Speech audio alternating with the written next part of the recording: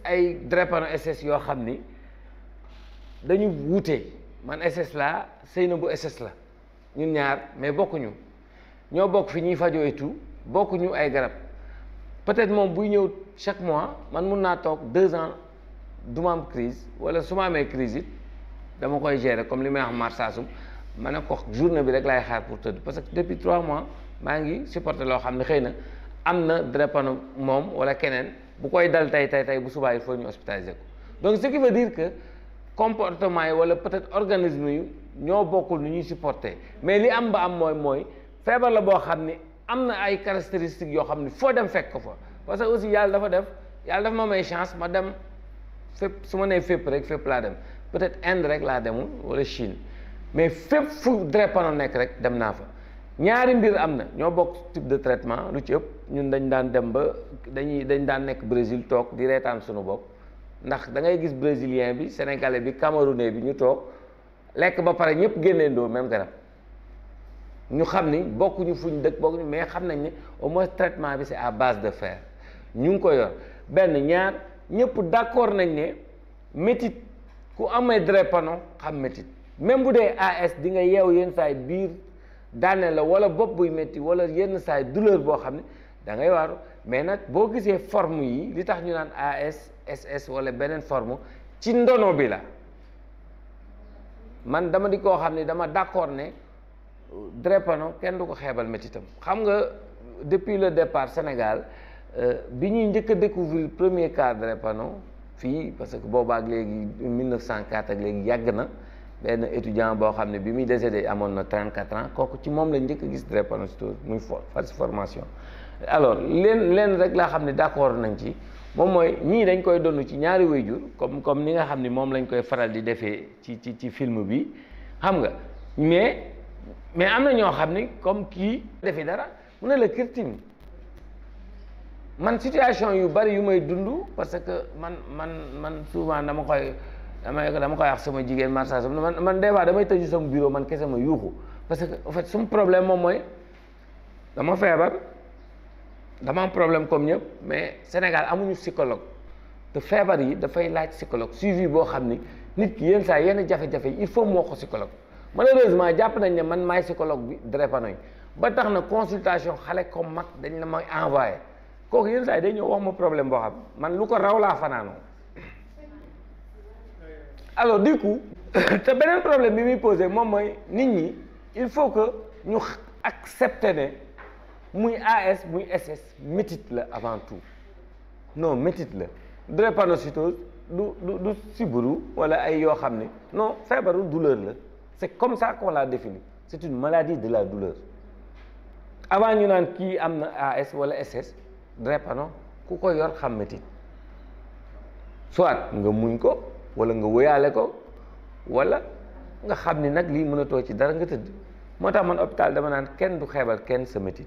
mais au tout début ñun bi ñuy commencé te professeur yu bari tey seeni consultation au tout début il y a 10 ans derrière boo ñëwaat ne AS ga mais non quel que soit sa métit dañ lay teg ne c'est comme si dañ lay ignorer mais on s'est rendu compte que nit ñi dañuy souffrir parce que dernière étude bi ñu def ñu gis ne drépanocytaire SS yi dafa am ay type d'infection yoo xam dañ koy am yoo xam dañuy opérer pour def prothèse mais gis nañ ko léegi ci AS yi donc ce qui veut dire que jafe-jafe yi mu ngi fu ne donc man je suis tout à fait d'accord que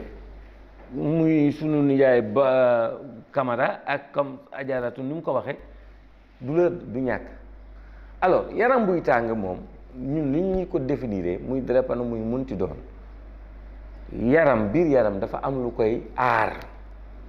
xam nga deret li ko sos ñetti mbir la globule blanc globule rouge ak plasma kenn ku ci nekk dafa am lu looy joué ñun dañu ne koo fekk yaramam muy tàng muy drépano mu dul drépano day fekk kooku ay soldaaram nekk soldat yu nerveux c'est-à-dire foo leen fekk rek ñu ngi waajal xeex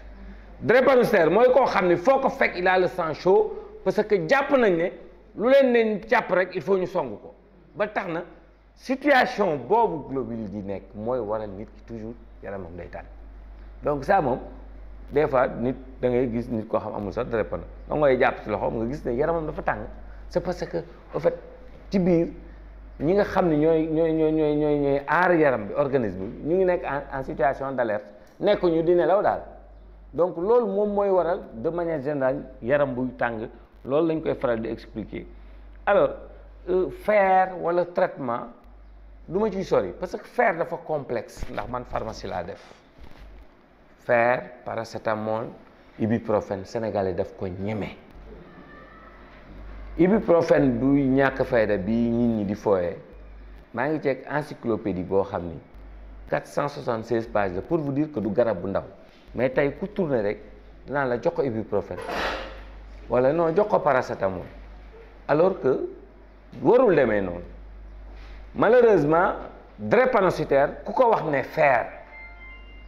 te warul mun a demee noonu mais dañuy comprendre ne nit ñi xam nañ ne lu mu ndaw feebaru anémie la bu weesoo mitit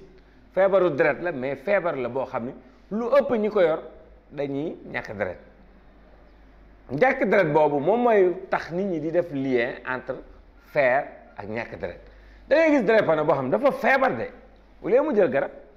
mu naan la noo su naanee fer mu dal mais alors que fer pour yokk la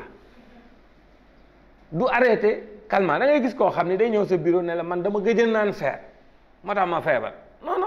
alors que fer bi du calmer la douleur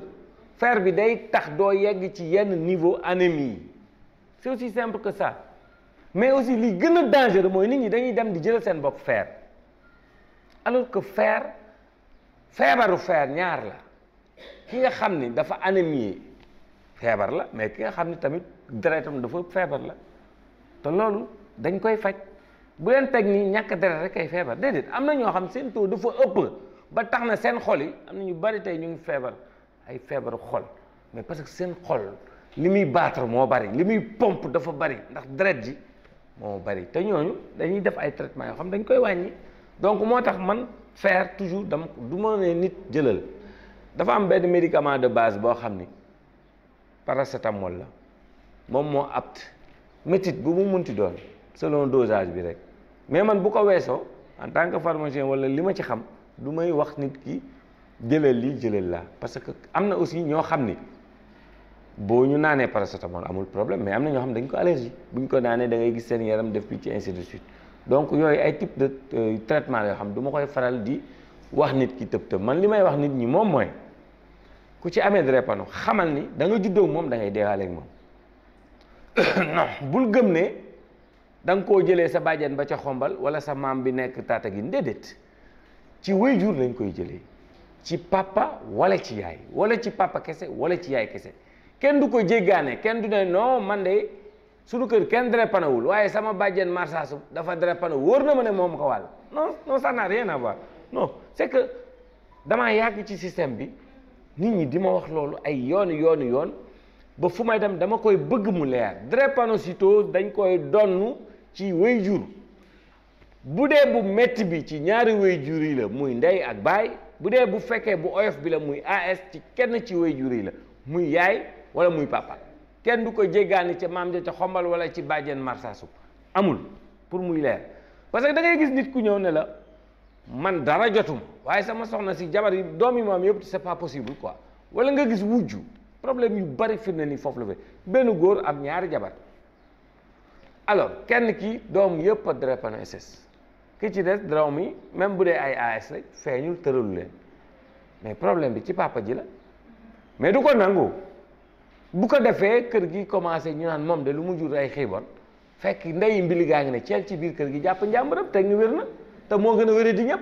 muy baay bi muy AS bi donc loolu dalay wan ne kenn du dajeeg nit rek joxe ko lu ma ko am du ma ko fi bàyyi déedéet parce que bokkuñu deret sama soxnaa yi ne ci géejawaay du yàgg ba ma jox ko drépanocytose parce que bokkuñu deret mais par contre sama doom luy génn ci man la doono la donc yooyu il faut que muy leer ndax bu ñëwee feebaru deret tamit dafa bari ci askan bi dafa bari ci penc mi da ngay gis façon bu ne am na mais du feebar boo xam ne dañ koy wàllante ci ay njàmpe ci ay seringue ci ay kaas booy bokk déedéet jabar su ma soxna mun ngaa sëy fii ba 100 ans 4 dimanche du yàgg ba mu am drépano parce que xasu ko am man maa ko am duma ko wàll ñii ko judduwaale na leen leer ne amul garab buñ leen di naxee wala luñ leen di baxalal ngeen naan wala téere buñ leen di ëwal ba tax mu rocceeku ci saa moom boo leen ko xamee rek noppaliku boo gisee may souligner loolu mooy dañoo toll foo xam de plus en plus naxaata bi dafa bari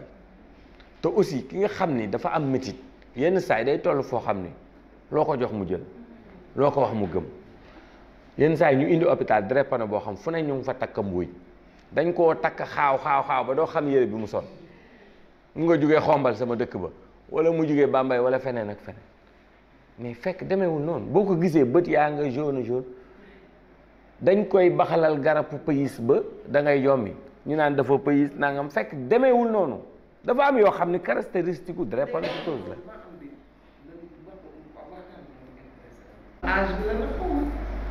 waaw tension moom yaa booy ñaari mbir da ci joué âge bi da ci joué lekk gi da ci joué tension moom moo gisee nit ñi ñu leen di wax équilibré lekk yi da leen def marche wala da leen def sport wala da leen moytu xoromu guddeeg yooyu moom tension lu ci ëpp parce que loo gis dafa am fu muy soqee ko ay paramètres yoo xam ne fa lañ koy la ñuy faral di digal nit ñi pour ñu koy moytu mais bon comme que man sama cër moom sama wàll peut-être drépanocytose la du ma ci mën a sori mais li leer ba leer moom mooy mag rek déjà beneen problème la waxtuma laa nga am drépanocytose voilà donc ay jafe-jafe la mais ci penc mi ku nekk di génne di wax naan mën naa faj lii boo ko naanee fekk demeewul noonu il faut que ñun ñi nga xam ne yàlla may nañu ñuy mën a waxtaan ak nit ñi ñu leen di wax loo xam ne du deñ drépanocytose da nga koy judduwaale deyaale ko judduwaale woo ko amoo ko fenn du la mus a dab loolu moom bu leeree rek kenn du la nax da ngay romb fee ku jalab naan la socc bii boo ko soccoo wér yooyu. alors am na sama nijaay tout à l'heure Camara mu ngi wax gën gi dëgg la gën gi dëgg moom ba léegi dafa di garab boo xam ni parce que actuellement ñun bi ñu mujjee dem Bénin Burkina ñoom ñu ngi koy transformer di ko def faka di ko def poudre c'est que gën gi dëgg dafa am benn particularité mooy dafa riche en oxygène te ñëpp xam nañ ne drépanocytose problème mu circulation sanguine la am xam nga problème bi moom mooy gis nga drépanocytose lii may naataal fii ngeen gis moom mooy circulation. bu ñu nee crise mooy instant bi nga xam ni métit bi tar na ci moom période boobu rek moom mooy crise day durer nag yenn saa yi mu durer 4-5 jours bu fekkee ci ñun la hospitalisation bañ nañ ko ba dañoo am hospitalisation jour parce que xam nañ ne nit ki mun nga xëyee sa kër léegi laa koy wax marsaasum man bi ñuy julli fajar tey ñu ngi may perfusé mais ku ma ko fi waxul mënoo ko xam non bi sama veine yaa ngi nii parce que benn instant dama sonnoon ci guddi gi ñu raté veine yi raté piqué mais dañuy xam ni am na benn période boo xam ni crise la parce que si suba dama defoon crise mais taxul ma caddi fenn ndax période la boo xam ni mun naa ne entre 3 heures du matin ba 7 heures mënatu moo nooy parce que métit bi dafa taroon mais bi ma ñëwee fi may liggéey hôpital infirmière de garde bi mais bi ñu defee dawal benn perfalgan dawal benn affaire def benn ti mu daal dama sol sama blouse tey maa liggéey teewul maa ngi nii Thiès alors loolu mooy crise drépanocytaire mooy instant bi sa yaram di métti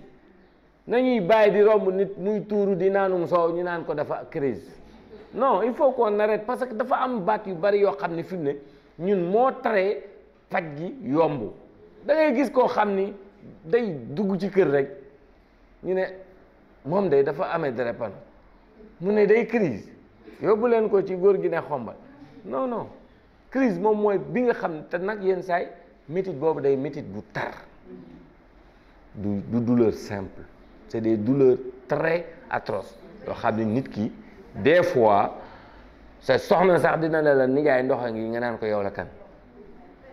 c'est difficile man du ma wax ci drépano lu ma xamul parce que dama ko dund drépanocytaire la alors donc lii pour revenir boo gisee lii ñu indi ko dañ lay wan ne instant bi nga xam ne tamit mu ngi ci métit dañuy jàpp ne globule bi boo ko dugalee ci microscope instant boobu amul oxygène day falciformé wu day déformé wu parce que drépano boo ko bëggee sànq rek fexeel ba bu mu am oxygène bu mu nooyi loolu rek mooy problème alors léegi nag loolu mooy waral ñoom dootu ñu circuler correctement gis ngeen fii ñu dajaloo mun na nekk loxo mun na nekk tànk mun na nekk ndigg comme man ci suba ni mu nekkee tànk parce que instant boobu oxygène bi may nekkoon correct lu woon circulation bi mënul woon correct donc day obstrué day dajaloo fii fu mu dajaloo mooy métit fu mu dajaloo rek bu circulé wu rek métit kenn ku ci nekk xam nga ko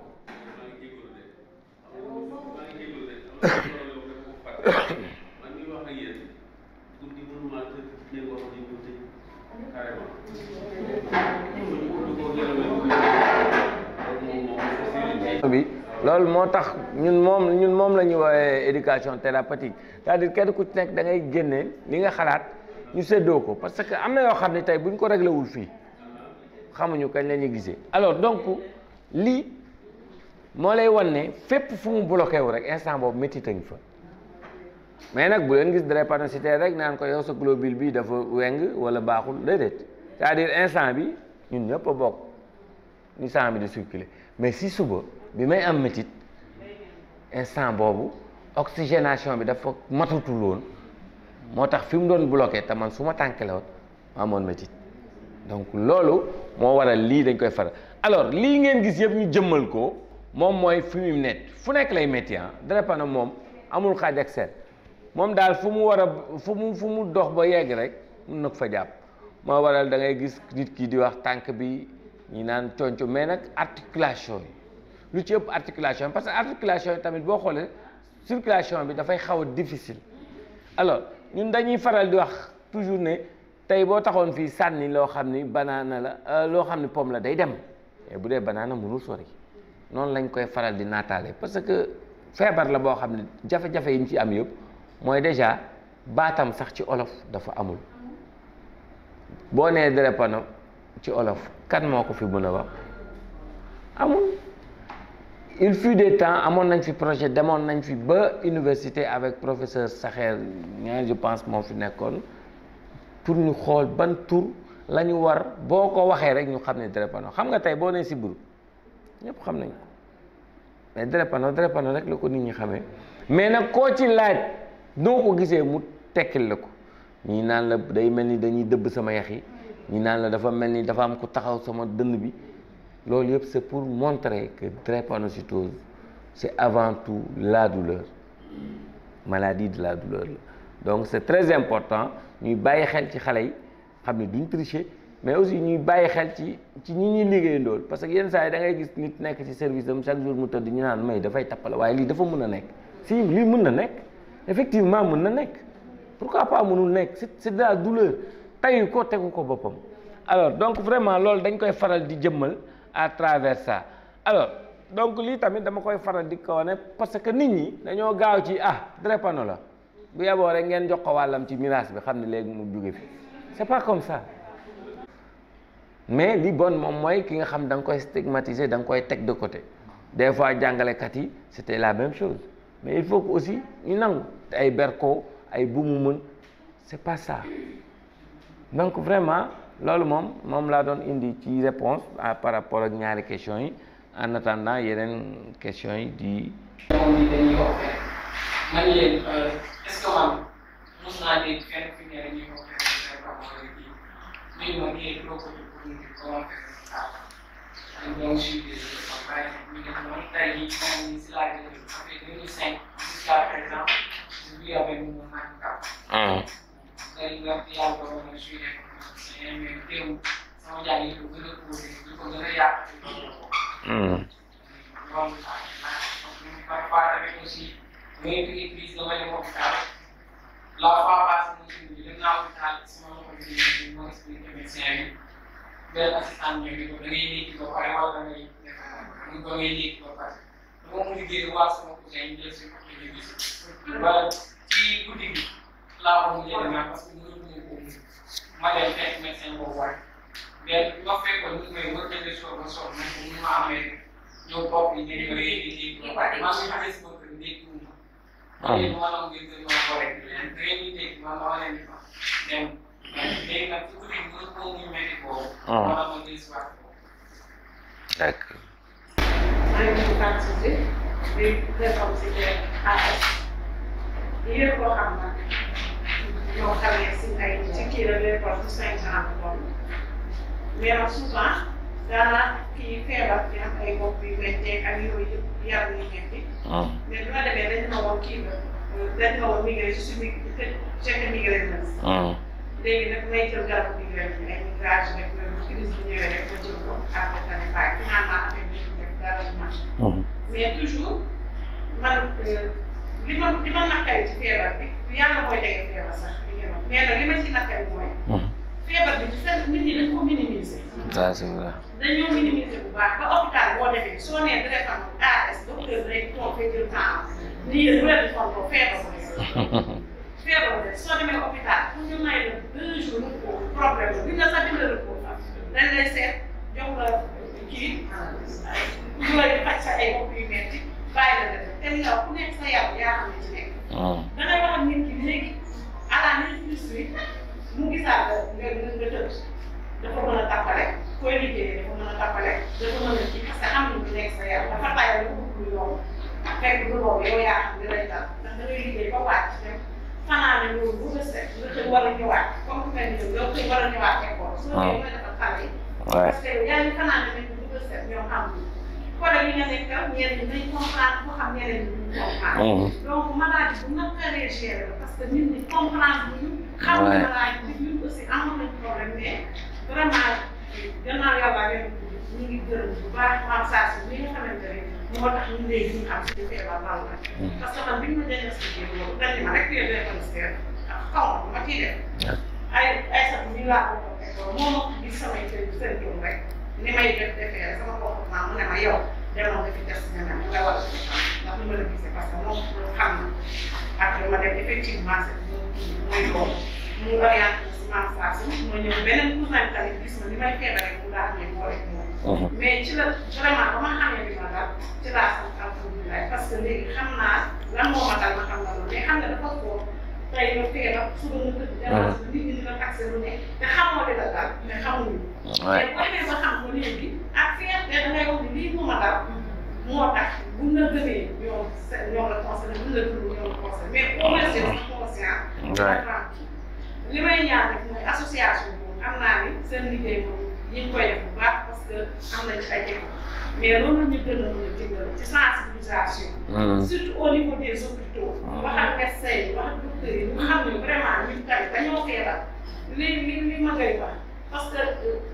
li kii nit ñi bokkuñu organisme man ni may méttee kii mën naa bañ a méttee noonu donc il faut que ñu tenir compte si loolu bu ñu xeebal suñu AS yi naan ay AS bi malade bi dina découragé parce que c'est découragé. mais bu ñu ñëwee nag fii moom suñu mbir mi ñu gis ni kii bu expliqué ma xam ne man lii laa au moins dinaa nekk à l'aise mën a soulagé mais boo nekkee trop fii moom feebar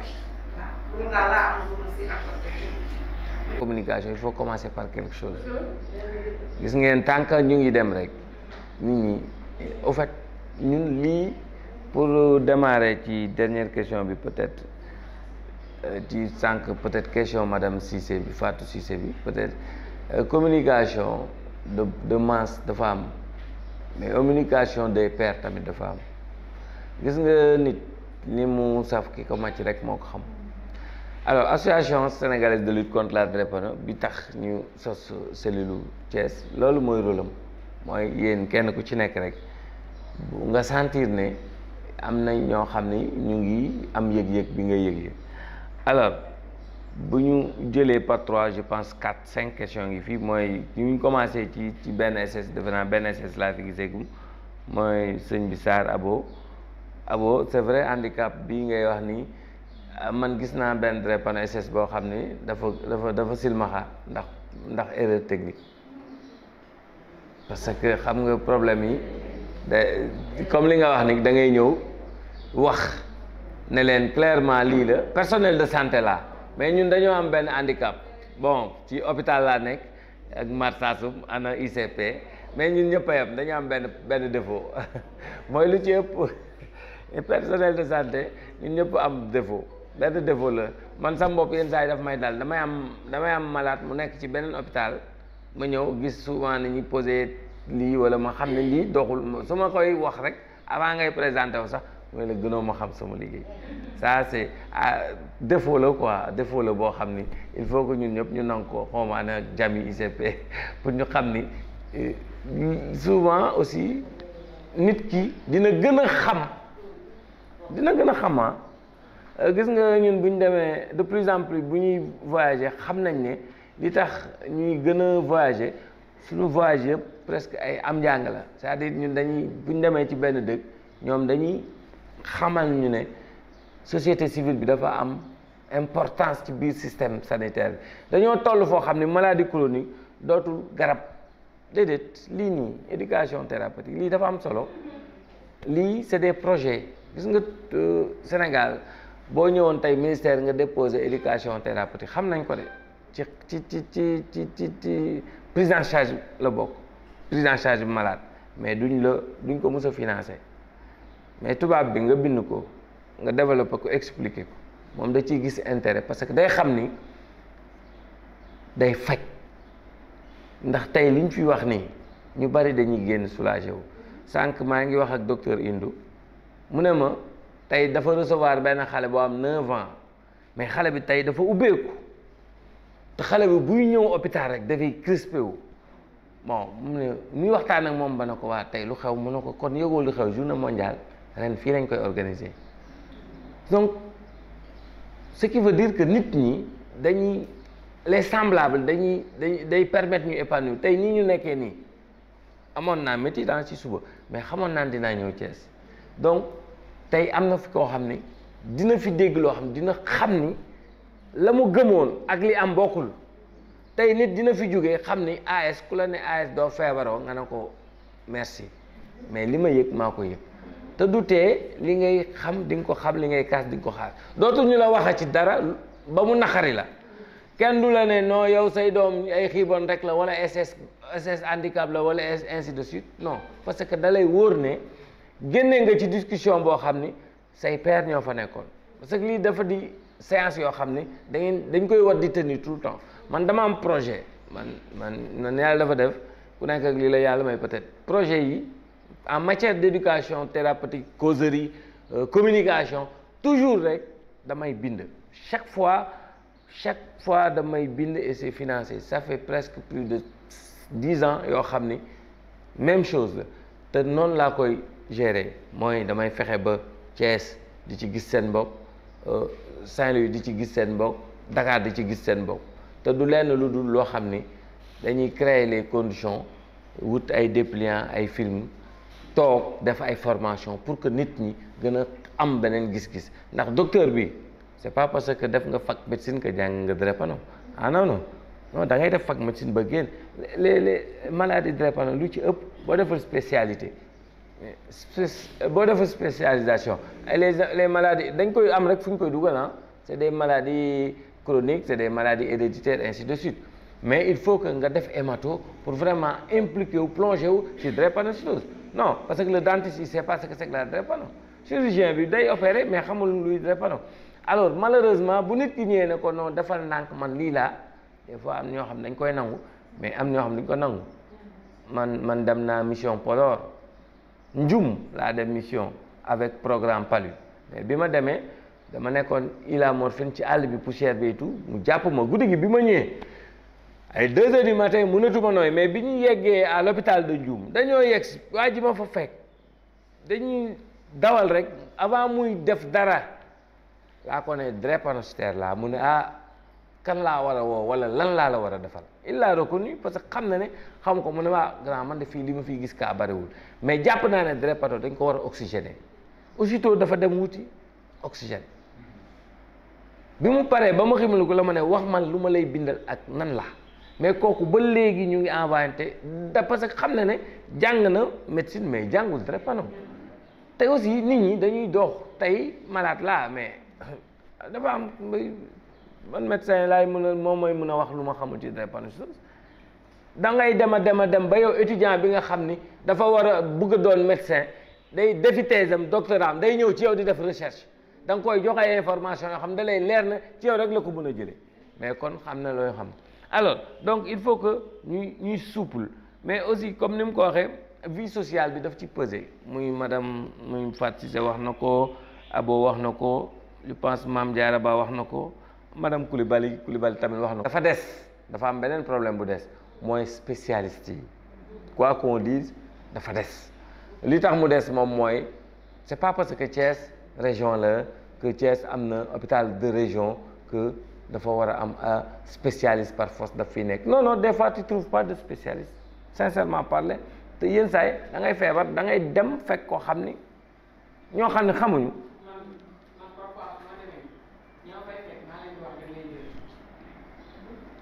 après moom mu ngi maintenant mooy da nga koy yàgg ñu wala mën naa leen yàgg parce que la plupart su ma arrivé man xam naa lan mooy jiitu ak ñi kii doon. chaque fois tamit su ma paree lu ñu may wax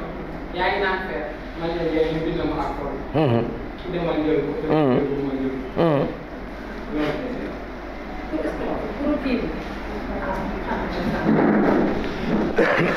bi Aïda je pense que contribution yu am importance la ndax defe naa ne lépp loo gis rek connaissance bi daf ci am solo te aussi ay mesures la yoo xam ne dañ koy faral di préconiser tamit ci xale yi c'est important. alors pour ñu beneen troisième lot de questions yi ñu jëloon moom moo doon à part ma mère Ba pense que moom it AS la ak madame Soxna Kane moom mi nga xam dafa am 3 enfants drépano alors pratiquement AS yi moom yaa booy man dafay difficile ci man ma ne la bii garab mooy arrêter douleur mais de manière générale moom douleur AS muy SS bu mu munti doon teele la départ c'est-à-dire douleur bul bàyyi ba mu installé wu man ça moom ay expérience la lu may dund la philosophie la boo bàyyi ba mu installé wu da ngay dem ba médicament standard yi parce que ñun dafa am loo xam ni moom mooy am mooy yaa l'échelle de la douleur dafay am c'est-à-dire booy consulter nit dafa am li ñuy wax l'échelle de la douleur genre réglette la da ngay laaj nit ki de 1 à 10 tey sa douleur foo koy noter am na nag des réponses exagérées comme des réponses modérées comme des réponses vraies waaw. bu fekkee ma nekk ci liggéey nga xaar tuuti non tant que 15 jours arrêté. waaw moo tax ma ne la toujours rek dañuy teel a départ alors am na bopp nu muy méttee peut-être ni ñu lay jox garab bi ñu lay jox wala keneen wala am foo xam ni keneen ki ni ñu ko koy joxee du bokk moo intensité douleur yi day wuute selon nit ki instant bi mu jug mais li leer ba leer moom mooy la plupart du temps bu ñu la laajee naan 1 ba 10 noo koy noté da ngay gis koo xam ne daan la maa ngi ci 10/10 non yenn saa yi muy dëgg sax parce que da ngay xam ni kii mu ngi souffrir da ngay xam ni kii mu ngi suffoqué parce que drépanocytose aussi tant que yaa ngi am douleur da ngay gën a ñàkk oxygène on sent que yaa ngi essoufflé alors des fois nga gis nag koo xam ni moom même bu la nee 1% tu sens que ëppale na ko mais maîtrise de soi alors moo tax man garab du ma ci prononcé wu xam naa garab yëpp nag lépp man je sais que am na yoo xam boo ko joxoon ñay tey mu nelaw mais bon par principe damay fexe ba du ma ci dugg ndax xam naa ne sénégalais dafa gaaw a abusé ci garab mais aussi garab yi drogué dafa bari te nit ñi lu ci ëpp dañ koy utiliser à d'autres fins alors donc tamit pour xale yi moom comme madame Kane nu mu ko waxee woon di ñaanal borom kër boobu parce que yàlla moom mort subite ak lu mu munti doon rek ku matal dem ñun ñu ngi nii di xaar benn koor benn xale ay satu ci ñun la nekkoon alors daaw dafa jékki-jékki papam parce que li tax koor bi yéex mooy Pologne la nekk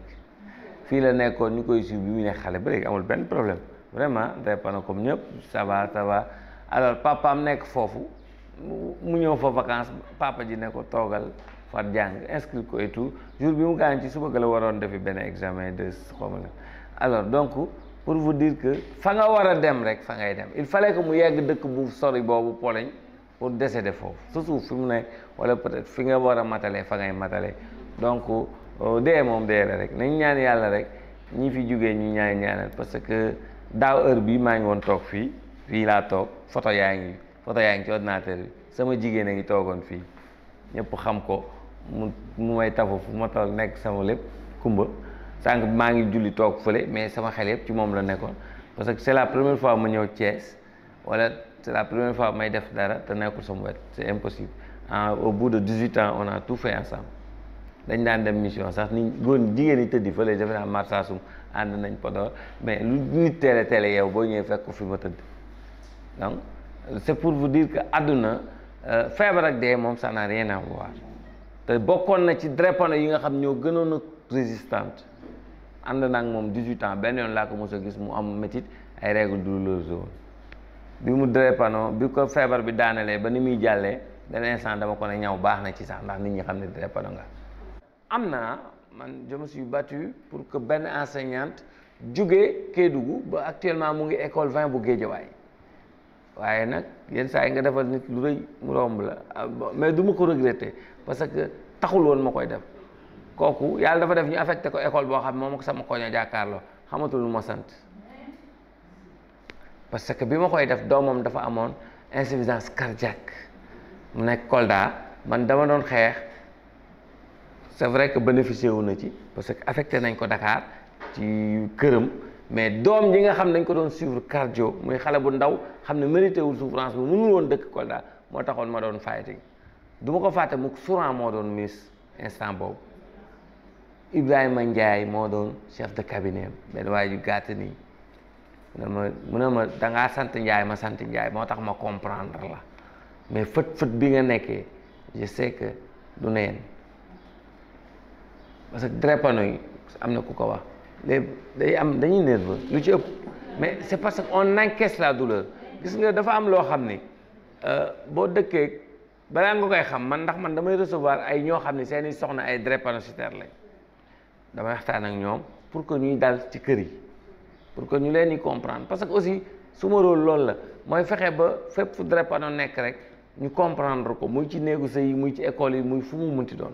alors donc il faut que nit ñi ñu leen di xamal nit ki des fois dafay encaisser de trop à telle enseigne que bu defee nii rek exploser man sama service daf may dal dama naan nii rek ñu ne non rab yi dikkatil mais jour boobu en fait directeur bañ na ko ba danaa ma non saa yoo soxna dama nga bul sax bind ay demande de congé non tu te sens pas xam ne parce que si ça ne va pas da ngay gën a nerveux bu éclater wax fi nit loo warul wax jël sa temps repose-toi donc c'est des situations yoo xam day arrivé parce que aussi métit ci boppam moo dafay fi mu laal moo sori métit ak doomayam ci xol lañ sax dañ lay titiller donc ci xol la ñu nekk à telle enseigne que doo loo xam ni doo nangu ku la ko xeebal doo nangu ko banaliser alors donc du coup état boobu dafay am mais femme boobu noonu la fa demee mais tey j'ai pas regretté au moins son enfant vivre na mu ngi nekk dans une bonne situation et puis ça va alors enseignants yi dama décidé woon ne du ma leen mës a kaasalati pour les simples et bonnes raisons que dañuy bëgg parce que dañ daan monter dossier avec la division de maladies scolaires ainsi de suite di monter dossier franchement ñu leen di affecté mais ma dem ba benn jour mais loo gis rek expérience la mais aussi booy jiite il faut ngay nangu parce que lu ne di nga ko dégg am na benn waaye ñëw na sama bureau ba léegi dafa maa saaga ba doyal surveillant général la mu ngi ci benn école benn lycée Kaolack kooku amul lu ma waxul mais génnaat na ci ñëw na raam mais xas na am loo xam ne yàq na ko sama diggante ak moom ndax dafa bëggoon benn doomu xaritam mu nekk Saraya pour ñu affecté ko Dakar alors que kooku drépanawul bu bëgg ma montel ko dossier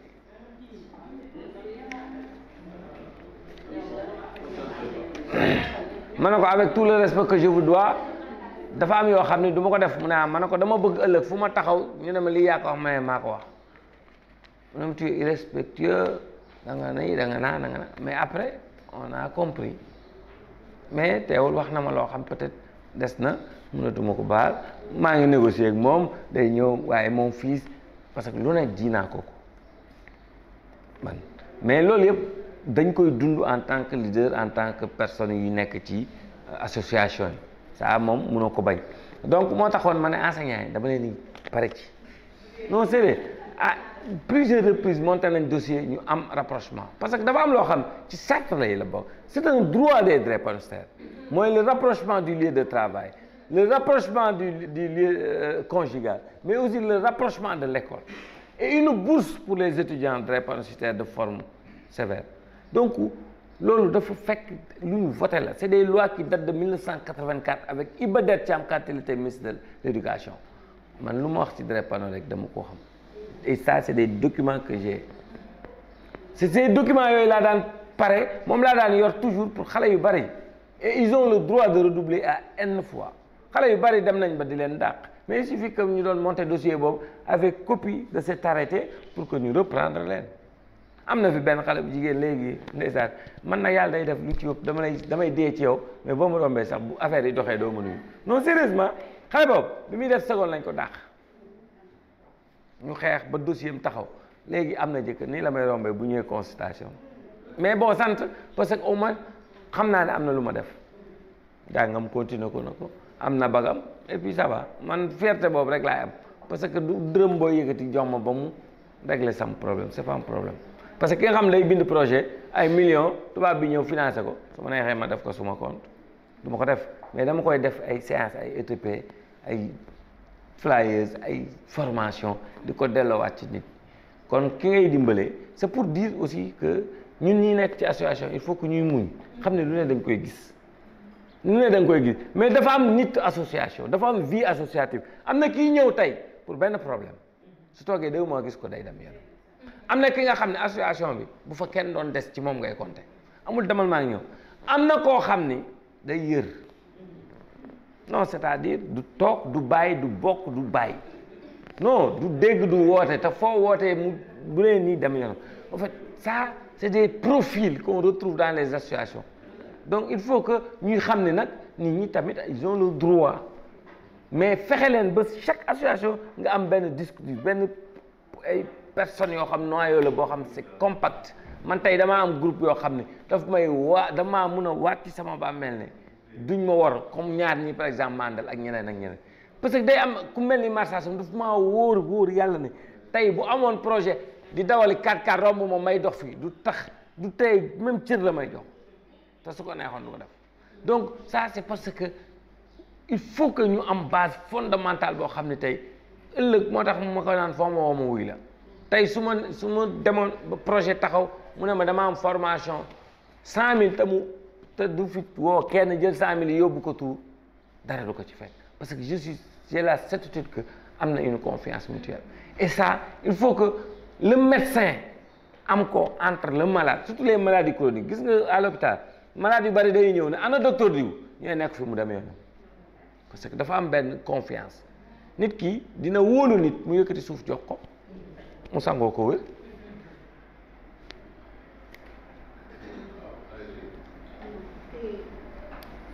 dañoo dëgër bopp mais dafa am loo xam ne mu ngi ci c'est-à-dire loo ci mënti def bu la daanelee rek nga xam ne drépano mooy mbër non en fait bu ñu la teree am na lu tax parce que armée du jël drépano SS parce que physique bi moo tax ñun ay doomu soldat lañ armée rek la ñu mus a gëm pour man bi may ne xale métier amul beneen lu dul sol tenue mais au fil du temps da ngay xam ni feebar du la ko permettre alors dañuy dëgër boobu ça c'est de deux aussi bu ñuy màgg ils ont tendance à jàpp ne wéru feebaratuñ parce que xam nga drépano li ci graaw mooy mën na toog 2 ans du la def ban heure yi benn ñaar consultation yi drépano bi nga xam ne dafa stable mooy ki nga xam ni consultation 2 fois dans l'année la mais consultation bu mu munti doon même bu dee benn yoon par année dafa am importance parce que maladie boo gis dafa am paramètre fu ñu koy nattee mooy le taux d'hémoglobine mooy les infections les TPR TCK yooyu ngay gis day tax ñu xam fu feebar bi toll parce que ñu bari tey comme sànq ni mu ko waxee madame kii mort subite man na ma yàlla ba mais je n'y crois pas trop am na lu ko lal gis nga mu ngi mel ni bopp buy metti ak maranaan nit ku bu nee mar naa naan rek fekk na mu xam non dafa fekk état la drépanocytaire am na fu muy toll bu defee crise ñun daf ñuy wóor na dina def 1 semaine wala dina def 1 mois ci hôpital bi non da lay leer ne yow mii sa boppam kii dina fi tëdd dina fi yàgg trop tu les vois 4 ans 5 ans ñëwuñu entre temps drainé nañ ay N infection parce que loolu moom lay wax marsasum sànq bi may démarrer du yax yuy metti rek mooy drépano moom la ñëpp di gis mais drépano lu tax ñu koy définir comme maladie sournoise mooy infection yi lal ci biir dafa bari yenn saa yi da ngay gis nit jékki-jékki rek bët yi jaune am na ñoo xam ne ci bët yi jaune lañ dëkk ça ne dérange pas sama jigéen bi bët yi dafay jaune tout le temps dafa en fait ça ne dérange pas mais am na ñoo xam tey seeni bët dafay jaune ba mel ni sac bii mais boobu am na leneen lu ko rax loo xam ne ala kulli àll bu defee crise bu ñëwee hôpital ñu téye ko da ngay gis nit da nga koy supplier pour mu ñëw parce que ñaari yoon par année wala benn yoon c'est juste pour xool ndax amul infection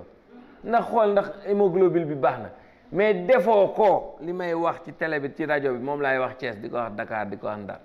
ku doxul ñëw dina la yenu nga ñëw sa doom jooj nee ko tonton Maguette ma gis nee na boo ñëwul dinañ la mës a yenu indi la te boobaa dina tëdd par force te dana yàgg parce que c'est très dangereux man damay tiit su ma gisee ku dul ñëw surtout drépano ndax dama xam li ci biir gis nga il suffit que nga am benn palu rek non on a perdu des gens ay des fois ñun dañuy gis centre bi ma nekk day jafe ñu di ko wax mais drépano dañuy dee mais pour des détails des fois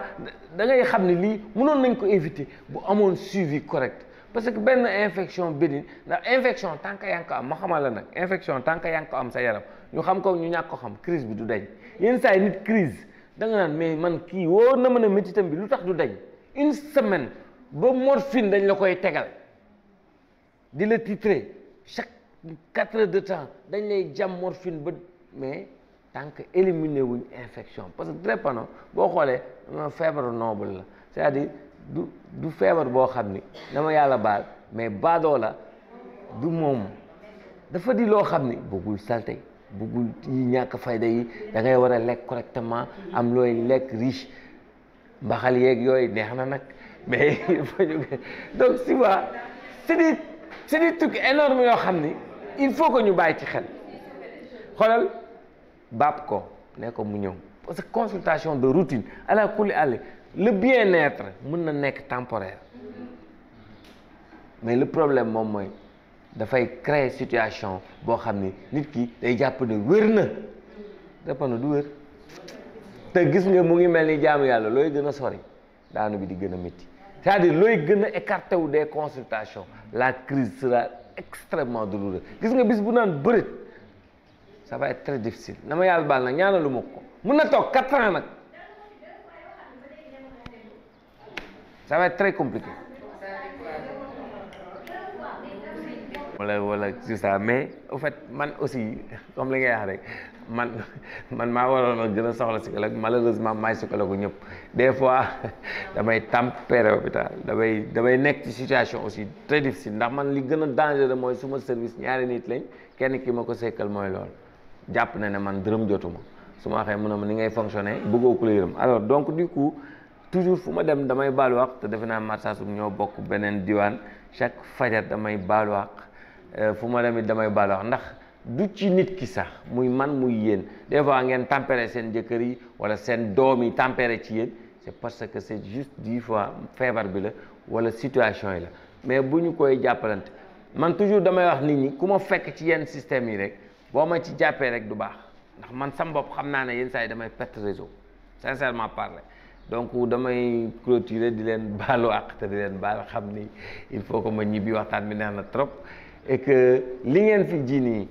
man indi naa leen ay carte de membre je pense que il faut que aussi ñu koy dooleel gis nga mbir dañ koy boo ko jëmmalee boo ko jiyee jëmmal ko da nga koy dooleel doole bi moom mooy ñuy jënd carte ñuy cotiser parce que ci ñun lay demaat man musuma jël xaalis drépano soxla mu sincèrement je sais que compte bi wala compte yi lépp a ngi fa mun naa ko mais il faut nga xam ne bu la kenn gisul it am na ku lay gis benn ñaar bu dërëm bi nga ciy def 1000 francs 500 bi ëllëg lu mel nii da koy faj ëllëg kenn day feebar même bu dee ak fol dañ koy faj même bu fekkee tax nit ki dafay ñëw tey xewle ngeen dajaloo ñëw ne ko téeméer bi association moo leen ko jox sax dafa am solo loolu la ñuy jëmmalee mbir mais aussi dafay créer ay liens tey ñu bari bokk nañ te xamante wuñ xamuñu fu ñu xamante man seen groupe WhatsApp bi maa ngi ci damay wax ak yéen bés bu jot ñu ci bari xaw ma peut-être am na ñu fi toog peut-être xaw ma sama jigéen mu ngi naa wax doo ma wax Moussa xam mais c'est vrai du ma ko Moussa xam soxla ko xam nga yenn saay prise en charge ba cay war dañuy éviter am na yoo xam ne c'est des critères sélectifs dafay bokk ci critères yi am na yoo xam ne ça dérange pas mu ngi mel ni armée tey boo làqatoo nekk SS ba dem fa physique bi moo la fay fekk non da lay xamal ne fii waroo fi nekk parce que aussi il faut que ñu nangu ne drépano handicap la bu dee handicap du question physique rek mais aussi ci comportement yi la ak ci société bi ak ni mu mel mooy tax du fépp nga mën a accéder maa ngi la koy wax soldat rek laa bëggoon doon mënu mu ko nekk keneen bëggoon na nekk footballeur mënu ko nekk mais dossier médical la plupart du temps léegi dafa bokk ci li ñuy constituer waaw donc non moom mooy waaw non moom laa koy wax moo tax ma ne ko dossier de manière générale lu ci ëpp nit ñi dañuy laaj dossier médical pour man ci dossier yi la bokk je ne sais pas ça gêne ou ça ne gêne pas mais je ne pense pas que mu nekk ay critères de discrimination sincèrement mais je sais que bu dee armée moom c'est juste pour wax la ne doo dem bu fekkee yenn métiers yi ndax tamit defe naa occasion la tamit pour ñu tontuwaale ko par rapport ak sport yi drépanocytaire dañ lay tere sport de combat et de contact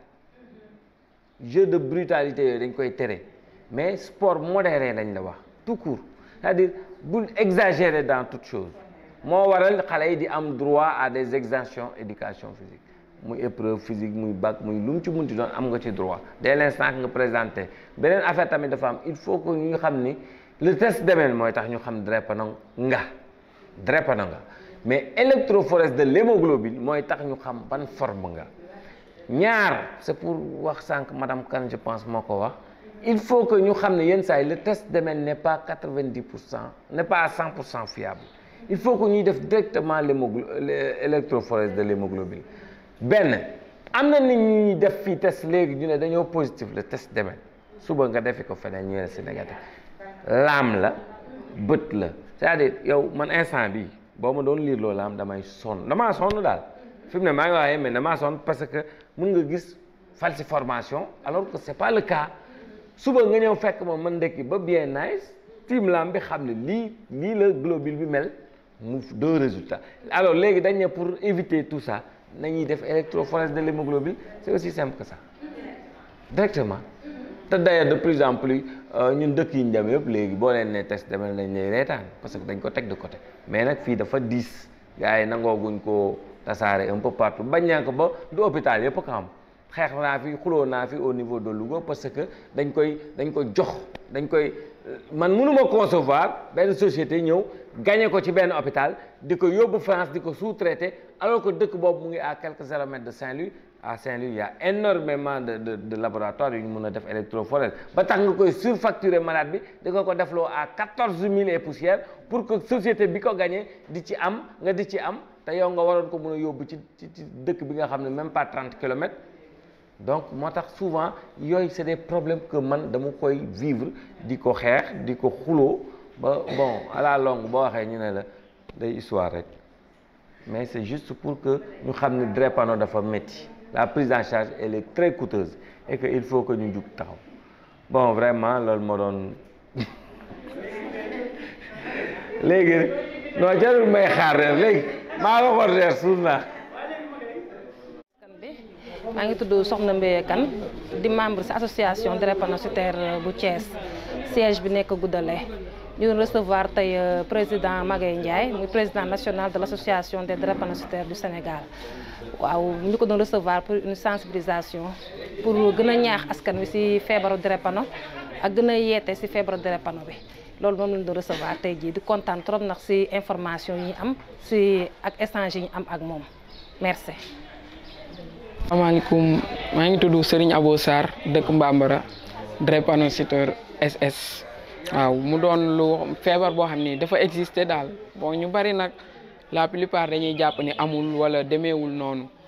comme si que niñ ko waxee sànq rek da ngay nekk ci milieu de travail sax mu attaqué la ñu ni dafa bëgg a ñibbi wala daa am leneen lu ko ñor te du demee noonu te la plupart aussi da ngay dem hôpital fekk fa médecin yoo xam ne si dañ lay ñàkkal fayda carrément comme si que ni yow douleur bi ngay yëg ñoom intéressé wu leen wala kii mais day fekk ni nit lu mu yëg ba mu yëkkati ko yóbbu ko hôpital rek bu sañoon tey jii du fa nekk même gis nga xale yi ba si ñoom ñii ñoom ñëpp dañoo am ay drépano tey seen jàng day retard de temps en temps classe bu ne mën nañ ko def 2 fois 3 fois du seen niveau nul wala dara mais c'est que seen état de santé moo leen dul may yenn yi en plus tamit di woo autorités yi nekk Thiès ñu ñëw association bi yokku leen doole xam ni seen doom ñoo si nekk seen i jarbaat seen i sët pour yokku leen doole quoi xam ni wér moom lu ko waay jëndee rek jar na ko te en plus tamit ñu ñëw yokku doole association bi mu ngi nekk fii niveau bi guddalee 10e